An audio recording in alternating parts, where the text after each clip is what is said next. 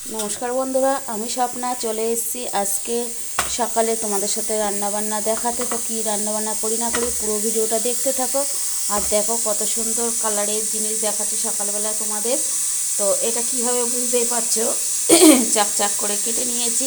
আর আমার প্রচণ্ড ঠান্ডা লেগেছে, ওর জন্য গলাটা ধরে ধরে যাচ্ছে। আর এদিকে দেখো প্রেশারে বসিয়ে নিয়েছি ডাল, লাউ ডাল করবো। আর এদিকে তো কেটে কুটে নিয়েছি। চলো তোমরা পুরো ভিডিওটা দেখতে থাকো, আশা করি তোমাদের সবারই ভালো লাগবে। তো দেখো প্রেশার কুকার নামিয়ে কড়াই বসিয়ে দিয়েছি। এখন আমি দিয়ে দেবো কড়াইতে সাদা তেল, যেহেতু এগুলো একটু ডুবো তেলে চাকা চাকা করে লাল লাল করে ভাজতে হবে।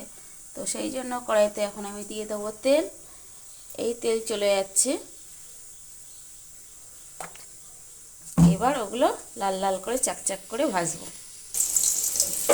তারপরে দেখো সেই কুমড়ো ভাজাগুলো বসিয়ে বিটটা কুচিয়ে নিয়েছি হাতে কত সুন্দরভাবে। একটু পেঁয়াজ দিয়ে বিটটা ভাজা করব।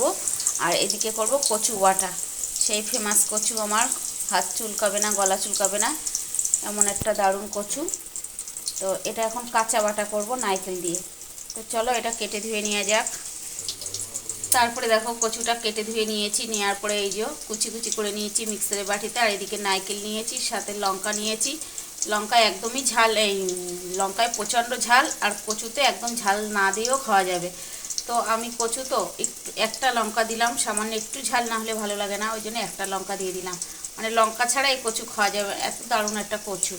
তোমাদের যদি কারোর খেতে ইচ্ছা করে অবশ্যই চলে আসো, আমি খাওয়াবো আমাদের বাড়ি।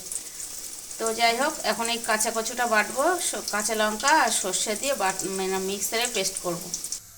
তারপরে দেখো কুমড়ো ভাজাগুলো নামিয়ে তেল দিয়ে দিয়েছি, তেল গরম হয়ে গেছে, পরে কালো জিরে ফোড়ন দিয়ে দিয়েছি। এখন দিয়ে দেবো কেটে রাখা পেঁয়াজ। তো এই পেঁয়াজটা একটু লাল লাল হয়ে দিয়ে দেবো সেই কেটে ধুয়ে রাখা বিট কুচানো।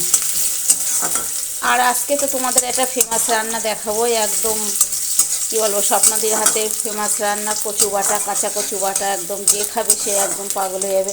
স্বপ্নাদি মানেই কচু, যে কোনো কচু দিবা একদম অসাধারণ রান্না করে দেবে তোমাদের। চোখ বন্ধ করে তোমরা খেয়ে নেবে, কোনোটাই কোনো অসুবিধা হবে না। আর মানে একদম গ্যারান্টি সহকারে কচু তোমাদের ভালো খাওয়াতে পারবে স্বপ্নাদি। গোবরডাঙ্গা স্বপ্নাদির হাতের ফেমাস কচু বাটা, এর উপরে কেউ এখনও যায়নি। তো যাই হোক, এবার আমার পেঁয়াজটা হয়ে গেছে, পরে আমি দিয়ে দিলাম। এবার একটু লবণ হলুদ দেবো, লবণ হলুদ দিয়ে বিটটা একটু ঢেকে দেবো, সাথে একটা লঙ্কা দিয়ে দেবো। চলো গ্যাসটা একটু কমিয়ে দিই, আর এটা একটু ঢেকে দেওয়া যাক। তারপরে দেখো বিট ভাজাটা নামিয়ে একবারে ডালটা সোমবারে দিয়ে তোমাদের দেখাচ্ছি।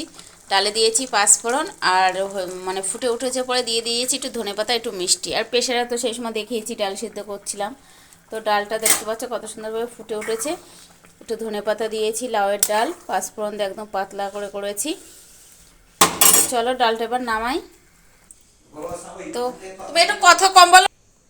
তো ফাইনালি আমার রান্নাবান্না কমপ্লিট। দেখো এই যে লাউ দিয়ে ডাল হয়ে গেছে, আর এদিকে সেই লাল লাল চাক চাক করে কুমড়ো ভাজা, সাথে বিট ভাজা, আর এদিকে আছে সেই ফেমাস কচু বাটা। দেখতে পাচ্ছ কত সুন্দর হয়েছে, সেই ঝাঁজ বেরিয়ে গেছে কিন্তু অলরেডি।